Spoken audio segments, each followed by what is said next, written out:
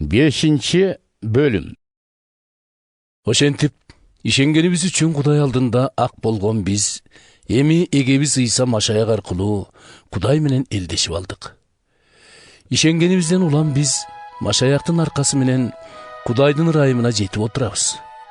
Азыр ошол ырайымда жашап, келечекте Кудай менен кошо атак даңкка бөлөнөбүз деген үмүт бизди сыймыкка ээ кылат. Ал гана эмес, тарткан азаптарыбыз менен да сыймыктанабыз. Себеби азаптар бизди чыдамдуу кылып, чыдамдуулугубуз Кудайга жагып, бул бизди үмүткө ээ кылаарын билебиз. Ошол үмүт болсо уятка калтырбайт. Себеби Кудай ичибизге ыйык рухун салып, ошол аркылуу бизге өз мээримин төктү.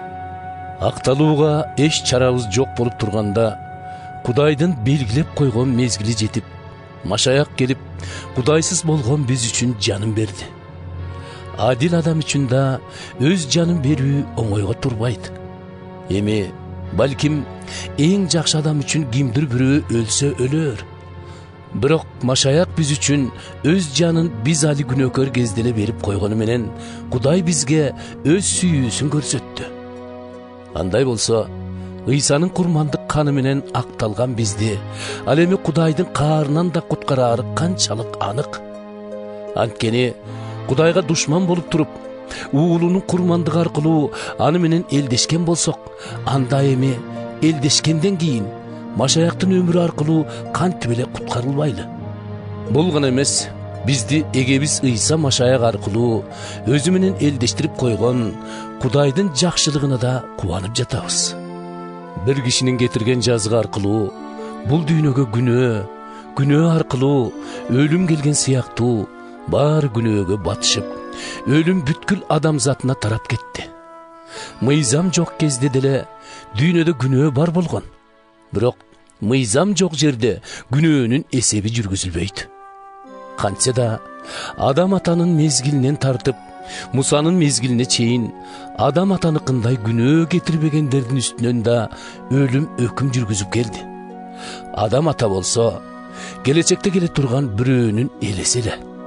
Бирок Кудайдын ыроологон ырайымын адам кылган кылмышка салыштырууга болбойт.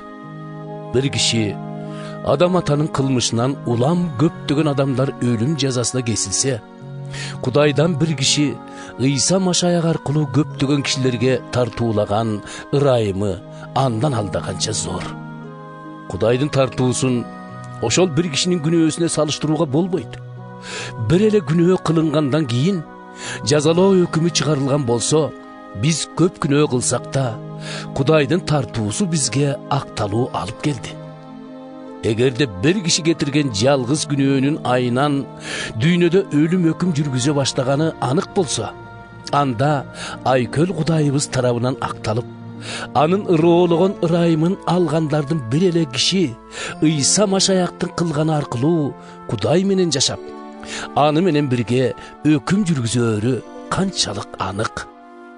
Ошентип, бир кишинин кылмышы аркылуу бүтүндөй адамзатка жазалоо өкүмү чыгарылган сыяктуу, бир кишинин адилеттүү иши аркылуу бүтүндөй адамзатка акталуу менен түбөлүк өмүр берилди.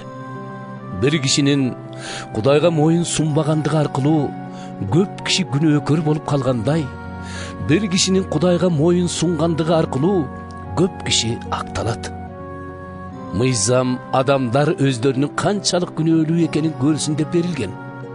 Ал эми күнөөлөрү көбүрөөк көрүнгөн сайын Кудайдын ырайымы андан бетер көбөйдү. Ошентип, бир кезде өкүм жүргүзө баштаган күнөө өлүмгө алып келген сыяктуу, Кудайдын өкүм жүргүзө баштаган ырайымы бизди актап, эгебиз Ыйса Машаяк аркылуу түбөлүк өмүргө ээ кылат.